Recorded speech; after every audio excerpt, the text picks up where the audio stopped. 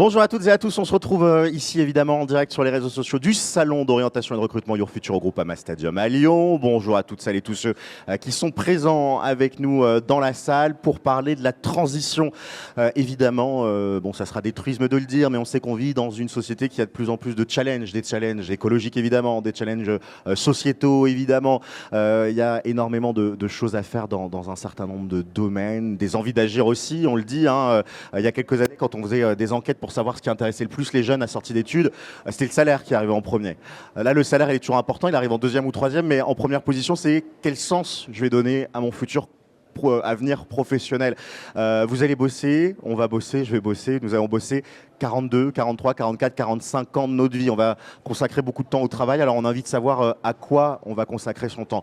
Pour ça, vous le savez, vous avez évidemment beaucoup d'écoles, mais des écoles qui veulent mettre du sens, qui veulent travailler sur cette question-là. Eh bien, on en a une ici, c'est SupEthics. C'est pour en parler, j'ai le plaisir de se recevoir Agathe Biller. Bonjour. Bonjour. Vous êtes la chef d'établissement du campus SupEthics. Et puis nous sommes avec Martin Johan. Bonjour. Bonjour. Créateur de contenu, notamment sur LinkedIn, sur la plateforme, et puis intervenant au sein de l'établissement. Agathe, la première question elle est très simple. Est-ce que vous pouvez nous pitcher ça s'appelle l'Elevator Pitch, en moins d'une minute. SupEthics. Vous m'aviez pas dit qu'il y aurait ça. Ou en plus d'une minute. Vous avez le droit de faire en autant de temps que vous voulez. Mais comment vous présentez en quelques mots, en tout cas, SupEthics? SupEthics, déjà j'étais étonnée tous les métiers que vous avez évoqués. Je me suis dit, mais est-ce qu'il y a des jeunes qui ont envie de faire de la tech dans cette assistance? Qui veut faire de la tech? Personne. Ils vont avoir envie après, je pense. Non, vous êtes tous conscients que le monde se digitalise à fond et qu'il faut répondre à cette demande, qu'il y a une demande de recrutement immense et qu'on a besoin de vous. Sinon, ça ne fonctionnera pas.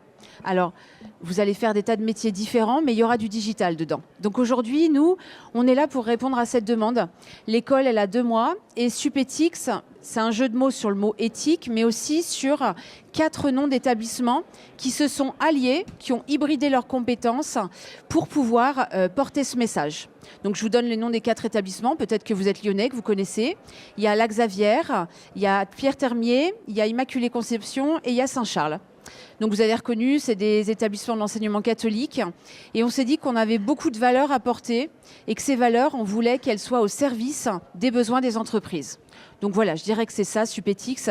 C'est une école sous format d'alternance qui va du BTS de la tech jusqu'au bachelor cette année. Et l'année d'après, on ouvre des masters et d'autres bachelors parce qu'on veut suivre les besoins de la société. Sachant qu'il y a un chiffre qui est toujours très intéressant, puisqu'on demandait qui a envie de travailler dans la tech, il n'y avait pas beaucoup de mains. Il y a 2 infos qui sont très intéressantes. 100 000 emplois manquants dans le domaine de la tech, c'est-à-dire qu'on a besoin de 100 000 personnes pour travailler dans la tech. Donc ça veut dire qu'il y a du monde. Puis les salaires. C'est-à-dire qu'on parlait tout à l'heure des raisons, le sens évidemment, mais les salaires de sortie dans la tech, c'est un marché pénurique. Moins il y a d'offres ou de demandes, je ne sais pas, je suis vraiment nul, c'est le sociologue qui pourra m'aider. Moins il y a d'offres, plus les salaires sont élevés, moins il y a de gens à recruter, plus on va mettre les atouts pour les recruter. Ça fait partie des avantages de la tech. Grande école de la transition, qu'est-ce que ça veut dire concrètement? Comment vous positionnez là-dessus? Qu'est-ce qu'il y a derrière cette phrase? Alors, le mot transition, y a tellement de transitions aujourd'hui. Évidemment, on a parlé du climat, de l'éco-responsabilité. Notre société, elle est en pleine révolution. La technologie est partout. Et nous, notre propos, c'est de dire comment on peut humaniser cette tech, comment on peut être en transition soi-même en tant qu'être humain et ne pas perdre sa place. Il y a des robots qui arrivent de partout, de l'intelligence artificielle. ChatGPT, par exemple. C'est génial. Je oui, fais tout c'est là-dessus génial. maintenant. Je fais tous mes mails, toutes mes interviews, tous mes articles. Mais est-ce que c'est vous ou est-ce que c'est juste l'IA qui le fait? C'est ça la question. C'est la vraie question. Donc comment garder son identité, son humanité? Et c'est aussi le propos de notre école d'aller dans ce sens-là. Tu veux peut-être ajouter quelque chose? Non, moi, je voulais juste rajouter quelque chose sur ChatGPT. Nous, sur la création de contenu, on l'utilise de temps en temps pour trouver des thèmes. Mais effectivement, il faut que ça redevienne humain. Et je pense qu'il faut faire tous les changements possibles pour remanier justement ces réponses de ChatGPT pour donner de l'impact humain encore à toute cette création de contenu, à tout ce que vous pouvez faire avec, notamment les mails. Je pense qu'un mail de ChatGPT, ça doit pas être ouf. Ah, c'est horrible. J'ai beaucoup de gens qui bossent dans mes équipes, qui m'envoient des mails comme ça. Et en remettant l'humain au centre de tout ça. Qui utilise ChatGPT ici? Levez la main, soyez honnête. Est-ce que vous trouvez que ça marche bien? Ça va? Un petit peu. Alors, la transition, avant de rentrer dans le détail de cette thématique, est-ce que vous pouvez nous parler des différentes formations que vous proposez? Oui, alors, on a 2 mois d'existence, on est tout neuf, on est au pied du stade. dans l'immeuble Stadium, en face de la Arena. Donc j'ai envie de dire, c'est the place to be, parce que vous savez que l'Est lyonnais, c'est un marché exponentiel sur le plan économique, sur le plan social, démographique. Donc il y a 1000 défis à relever. Donc on a vraiment voulu être à cet endroit-là pour proposer aux jeunes des diplômes comme le BTS Système numérique, qu'on appelle CIEL aujourd'hui. CIEL, c'est cybersécurité, informatique et électronique. On a aussi le bachelor data et ingénierie. On a le bachelor pilotage commercial avec une option web marketing. Donc vous voyez encore du digital. Et puis le bachelor cybersécurité et le DevOps. Donc ça, c'est notre première année. L'année d'après, notre idée, c'est d'aller du côté de l'intelligence artificielle, du web design et d'ouvrir aussi un BTS force de vente. J'ai entendu que certains étaient intéressés par le commercial. Donc pourquoi on a choisi ces domaines-là? Parce qu'aujourd'hui, tout s'hybride. Ces compétences technologiques et ces compétences humaines que vous mettez au service des autres pour du commerce, pour de l'aide sociale, elles sont vraiment contiguës. Et il faut que vous cultiviez ce facteur différenciant-là. ChatGPT, pas de souci, utilisez-le, abusez-en. Mais mettez votre touche personnelle, votre magic touch, j'ai envie de dire, parce que vous êtes tous uniques.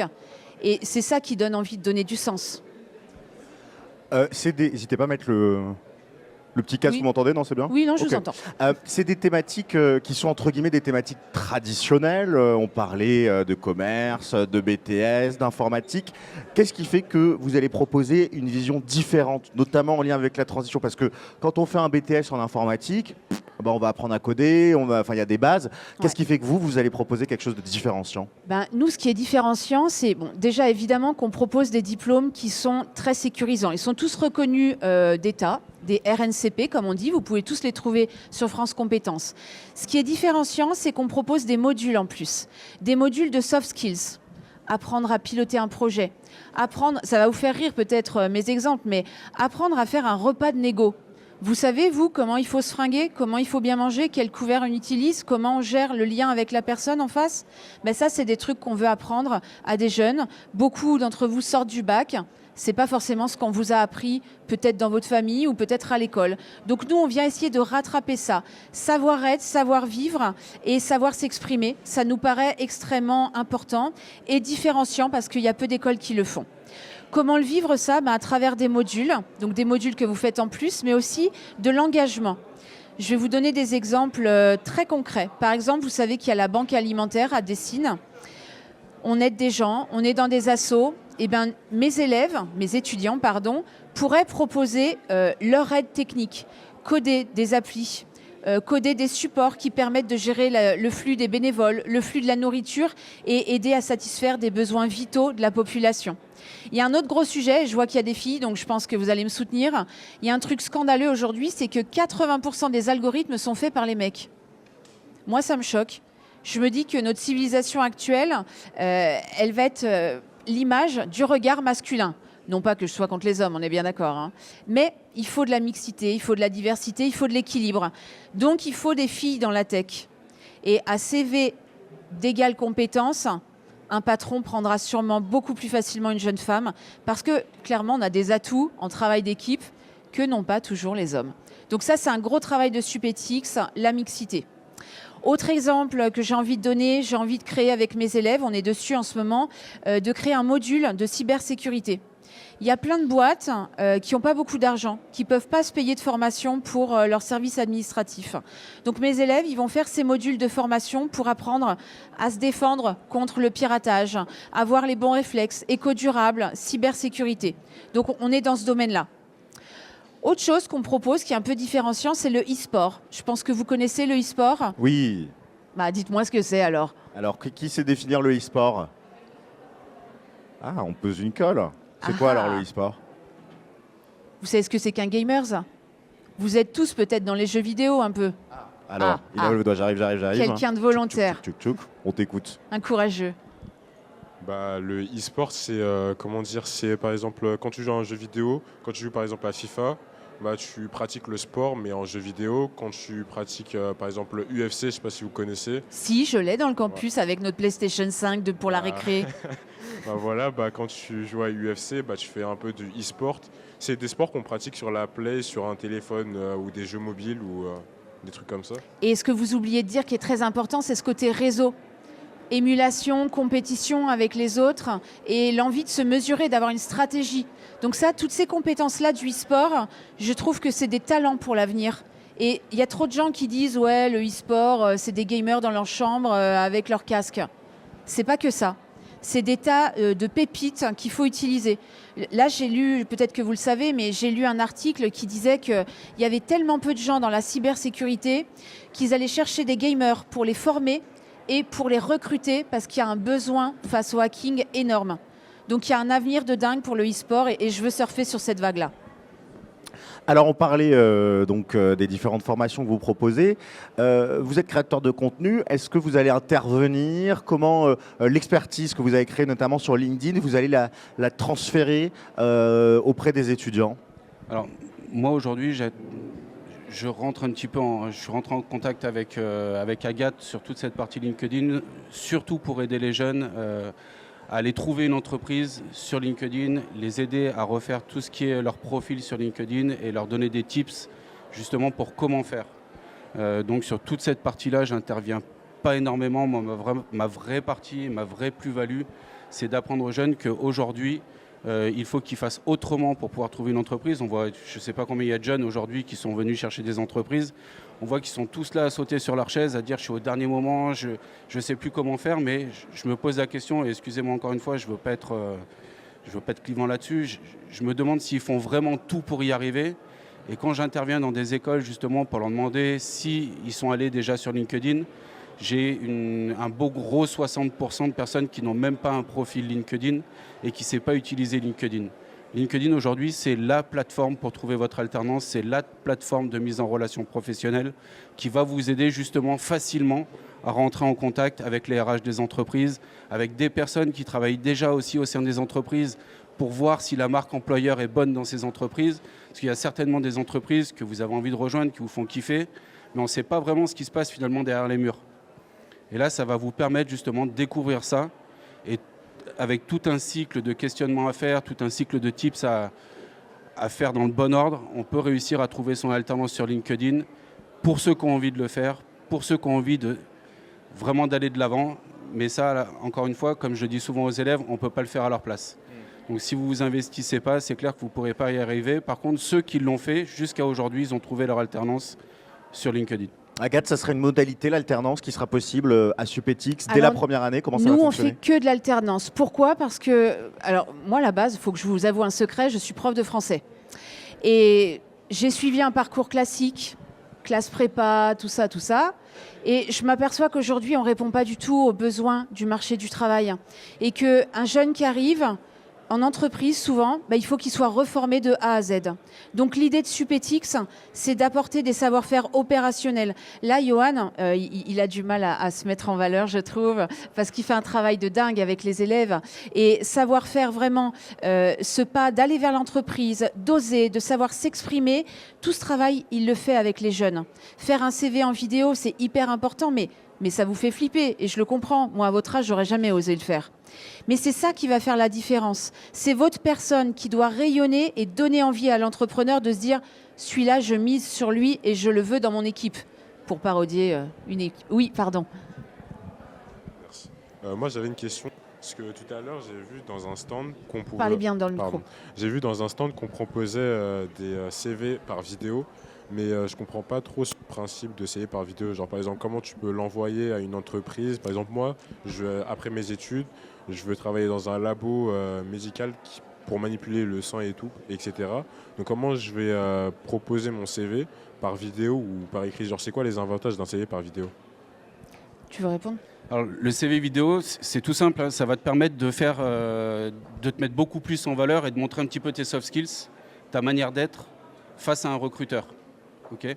Aujourd'hui, qu'est-ce que font 99,9% des personnes qui recherchent soit un emploi, soit une alternance sur LinkedIn? C'est qu'ils vont poster leur CV, ils vont mettre « je cherche mon alternance, je cherche mon travail de tel endroit ». Le rythme de l'alternance, c'est ça, mais 100% des personnes font ça. Mets-toi à la place d'un RH qui reçoit tous les jours, des centaines de CV, tous les mêmes, versus une personne qui va faire un CV vidéo où on va le voir parler, on va le voir interagir. Dis-moi quel serait ton choix? à compétence égale. La personne qui a osé faire autre chose que ce que 100% des personnes, 99,9%. L'idée, c'est de te différencier finalement. C'est de faire autre chose, c'est d'aller plus loin et de montrer à l'entreprise que tu as réellement envie d'aller plus loin et réellement envie de la rejoindre. Et on parlait des soft skills. Vous voyez, je suis sûre que vous savez faire des tas de choses dans votre vie. On parlait du gaming, des passions que vous avez. Ça, c'est hyper important de le mettre en valeur. Et vous pouvez le mettre dans votre vidéo. Parce que ce qui intéresse l'entreprise, c'est qui vous êtes et ce que vous pouvez lui apporter. Parce que derrière, c'est de l'argent, c'est de la créativité. Donc, il faut que vous rentriez dans ce système-là et que vous soyez votre propre produit et que vous vous vendiez. Donc, un bout de papier le fera moins bien. Qu'est-ce qu'on a concrètement comme cours à Supetix et quelle est la pédagogie? Parce que tous ces braves gens-là, quand ils sont au lycée, ils sont habitués à voir, vous étiez prof de français, je ne veux pas critiquer, mais Ouais, c'est une vision très académique. Ouais. On fait les cours, on a le DS, on a le nana. Barring, on n'a pas envie de ça quand on est étudiant. Alors qu'est-ce que vous proposez, vous, qui va être différenciant et qui va faire qu'on ne va pas être comme au lycée, quoi? Alors, nous, on part du principe qu'il faut quand même garder le truc boring. Parce que la vie n'est pas que enjoy your life. Donc, l'idée, c'est que vous ayez aussi des cours, évidemment, qu'il y ait des temps d'évaluation. Mais l'ambiance est complètement différente. D'abord, c'est que des petites structures. Nous, on démarre cette année, donc on est 40. Mais il n'y aura jamais plus de 100 personnes sur le plateau. On est 517 mètres carrés à peu près, avec un espace convivial, PlayStation, petit espace cuisine. Enfin, c'est un peu la famille, j'ai envie de dire. Les élèves, comme on est sur la moquette, ils se trimballent même en chaussettes. Hein, donc, je fais attention à la propreté des chaussettes, je tiens à le dire. Mais bon, je dis ça, je dis rien. Et il y a aussi des cours dans des grandes salles. Moi, je veux pas de salle avec des petites tables, un prof à son bureau. Hors de question, on est en mode entreprise, des chaises à roulettes avec tablette, on est modulable, tableau interactif, les élèves ont accès à tout ça. L'idée, c'est de se mettre vraiment en mode je collabore, je pilote avec les profs. D'ailleurs, en parlant de profs, vous avez des profs qui viennent de l'école, bien sûr, beaucoup du lycée professionnel, parce qu'ils ont une autre pédagogie. Ils sont vraiment dans le mood d'entreprise. Et on a aussi plein d'experts des entreprises. Parce que eux, ils savent où on en est, ils savent quelles sont les attentes. Et nous, on veut être en mode agile pour les élèves. Oui. J'ai une petite question, j'espère que je ne reviens pas trop en arrière, c'est juste par rapport à LinkedIn. Ouais. Moi, j'en ai déjà entendu parler, je pense comme tout le monde, mais je ne sais pas du tout comment ça fonctionne. Et vous disiez que c'était une application importante pour trouver une alternance. Et moi, ça m'intéresse, du coup, j'aimerais bien savoir comment ça fonctionne LinkedIn, comment on crée un bon profil LinkedIn, comment ça marche en fait. Pour vraiment expliquer, LinkedIn, c'est vraiment un réseau social. Donc, un réseau social, ça va être fait pour partager, surtout à votre âge, votre marque personnelle, votre personal branding finalement. C'est de raconter une histoire. Poster un CV aujourd'hui, c'est très bien, ça montre un petit peu ce que vous avez fait, mais à votre âge, je pense que ça n'a pas beaucoup d'impact. Par contre, dire qui vous êtes, ce que vous voulez dans votre vie, pourquoi vous le voulez, quel sens vous voulez donner à votre vie et pourquoi vous voulez rejoindre telle entreprise, ça c'est hyper important. Et encore une fois, c'est très différenciant, c'est hyper différenciant par rapport à ce que vont faire 90% des gens. Est-ce que du coup on a un feed avec des photos comme sur Insta ou il y a... Alors tu as un feed avec du contenu, il y en a qui mettent des selfies comme sur Insta, il y en a qui mettent de la vidéo, il y en a qui mettent des trucs en Excel, tu vas retrouver tout mais ça reste très professionnel. Après il y en a qui mettent des photos de petits chats aussi, mais ça arrive aussi, ça fait de la visibilité. Mais l'idée c'est vraiment de te créer une visibilité et finalement dites-vous bien que vous êtes un produit. Vous êtes un produit et ça va être votre vitrine. Voilà, le profil, ça va être ta photo, donc toi. Tu as une partie au-dessus qui s'appelle la bannière et ça va être ta publicité. Ça va expliquer qui tu es et ce que tu veux donner de toi à l'entreprise. Et du coup, c'est nous qui démarchons les entreprises, par exemple si on cherche une alternance, ou du coup, les entreprises qui cherchent potentiellement des alternants vont regarder les étudiants qui sont dispo. Tu as les deux canaux. Tu vas avoir un canal d'acquisition pour les entreprises et tu vas avoir ton propre canal d'acquisition. Et ça va être possible par le fait que tu peux rentrer en contact direct avec les personnes de chaque entreprise. C'est ce que j'expliquais un petit peu tout à l'heure. Si tu veux connaître la marque employeur d'une entreprise, tu vas pouvoir aller voir son profil, le profil de l'entreprise. Tu vas pouvoir rentrer en contact avec des personnes qui travaillent dans cette entreprise-là en leur posant la question et en leur disant « Écoute, moi, ça me fait kiffer ton entreprise, je vois qu'on en parle en bien, mais dis-moi si c'est vraiment bien en interne. Est-ce que la marque employeur est bonne? Est-ce qu'on te respecte ?» Et à partir de ce moment-là, si l'image que tu t'es faite de l'entreprise correspond à ce qui t'est dit en face, eh ben, tu peux aller rechercher le RH de l'entreprise en disant voilà, moi j'ai envie de rentrer chez vous, voilà qui je suis, voilà ce que je fais et voilà pourquoi je le fais. Okay. J'ai répondu à toutes tes questions, mais C'est n'hésite pas, à la parfait, fin, on merci. se voit et je te ferai une petite formation gratuite. Petit coaching, vous pourrez même aller dans l'espace zen là-bas qui est très je peux intéressant. peut-être Bien sûr. juste vous donner mon exemple. On a parlé de prof de français. Aujourd'hui, je me retrouve en quelque sorte chef d'entreprise en créant cette école avec mes camarades des autres établissements.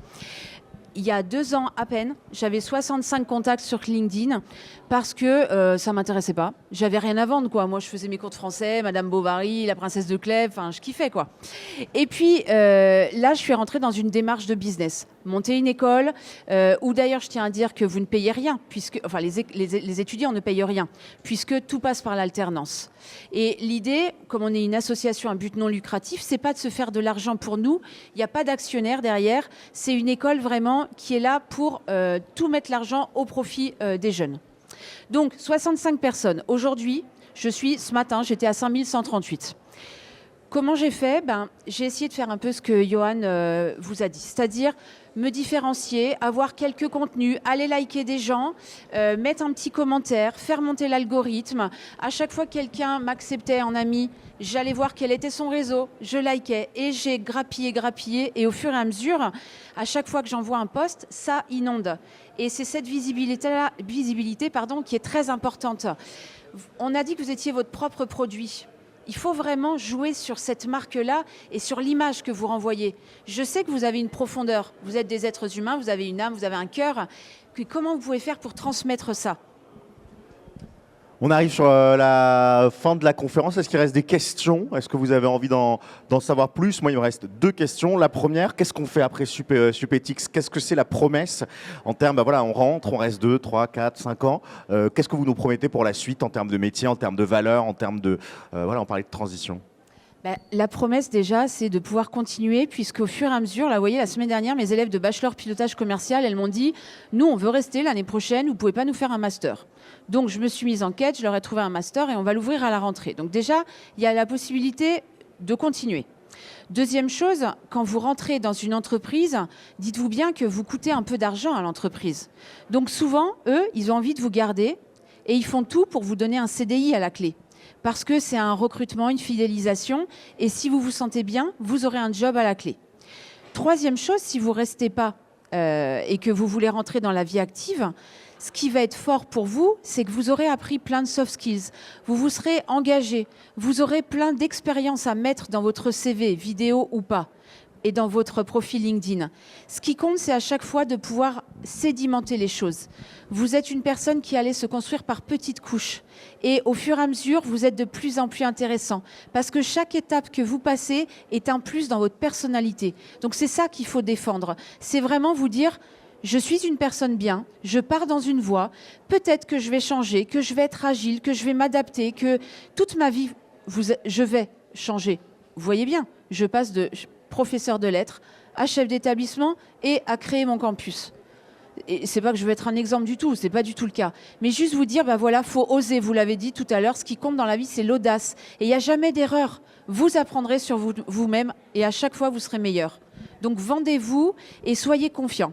Si on a envie d'en savoir plus, comment on peut rencontrer Supetix ? Est-ce que vous avez des JPO ? Vous avez évidemment le stand. Alors, je suis sur le stand. On sera là pour les journées de l'enseignement supérieur qui sont le mardi et mercredi de la dernière semaine de janvier. Donc, venez nous voir. On fera des portes ouvertes. Ce que vous pouvez faire, c'est aller sur School Supetix sur Instagram, suivre tous mes posts, me liker, évidemment. Je suis à la chasse aux followers, évidemment. Mais non... Sur LinkedIn, j'y suis aussi, sur Insta, sur TikTok, sur la chaîne Twitch que les élèves vont commencer à animer parce qu'on va faire des challenges de streaming. Et l'idée, c'est de venir aussi sur le site et de m'envoyer un petit message et je vous répondrai. Et vous pourrez venir visiter le campus, rencontrer les élèves parce que c'est eux les meilleurs ambassadeurs. Merci beaucoup, on peut applaudir silencieusement. Merci Merci d'être venu sur ce... Vous savez, c'est comme ça qu'on applaudit Merci dans la langue des signes. Merci beaucoup d'être venu. Vous prolongez évidemment les discussions sur le stand et par visite. J'espère que ça vous a plu et que vous allez transitionner le monde. Un dernier mot ? Juste, s'il y en a qui veulent revoir leur profil LinkedIn, je vous invite sur le stand de Supetix et on le regarde ensemble. Et ben voilà, coaching gratuit. Merci à tous et à très bientôt pour une nouvelle conférence. Au revoir.